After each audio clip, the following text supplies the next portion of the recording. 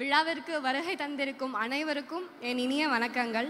எனக்கு இந்த வாய்ப்பினை அளித்த விஜய் அண்ணாவிற்கும் விழா குழுவினருக்கும் என் வணக்கங்களையும் நன்றிகளையும் தெரிவித்துக் கொள்கிறேன். நம் அனைவரின் வாழ்விலும் வெற்றியும் தோல்வியும் கண்டிப்பாக இருக்கும். அதேபோல் விஜய் அண்ணாவின் வாழ்விலும் பல வெற்றிகளையும் தோல்விகளையும் பார்த்திருக்கிறார். ஆனால் அவர் வெற்றியில் அமைதியாகவும் தோல்வியில் துவண்டு விடாமலும் இருப்பதால் தான் அவர் முன்னிலையாகவும் முன்னோடியாகவும் இருக்கிறார். அப்போது அவர் தோல்வியிலிருந்து எப்படி மீண்டு வந்திருப்பார் என்று யோசித்த போதுதான் இந்த கவிதை வந்தது. விஜய் அண்ணா தோல்விகளை பார்த்தும் சவால்களை பார்த்தும் இப்படித்தான் பேசியிருப்பார்.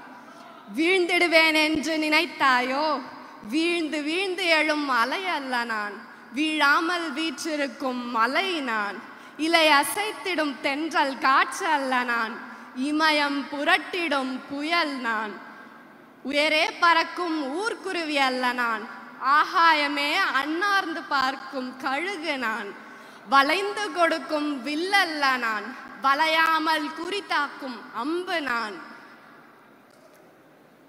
ஊதி அணைத்திடும் சுடர் அல்ல நான், விழுங்கியதை தனதாக்கும் நெருப்பே நான், அணை போட்டு தடுத்திடும் நதி அல்ல நான், என் பாதையில் ஆக்ரோஷமாய் பயணிக்கும் காட்டாறு நான், வலை போட்டு பிடித்திடும் மீன் அல்ல நான், சுனாமியில் நடைபழகும் திமிங்கலம் நான், பதுங்குவதால் பயந்து விட்டேன் என்று நினைத்தாயோ, பதுங்குவதே பாயத்தான் என்பதை மறந்தாயோ, எழுச்சியும் புரட்சியாய் மாறும், உருமலும் கர்ஜனையாய் மாறும்,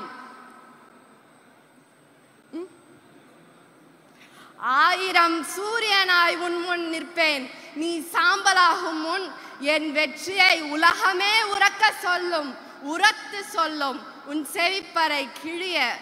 நம்ம எல்லாருமே விஜய் அண்ணாவை நம்மளுக்கு ரோல் மாடலாக வச்சுட்டு கண்டிப்பாக நம்ம வாழ்க்கையில் முன்னேறணும். தேங்க்ஸ்.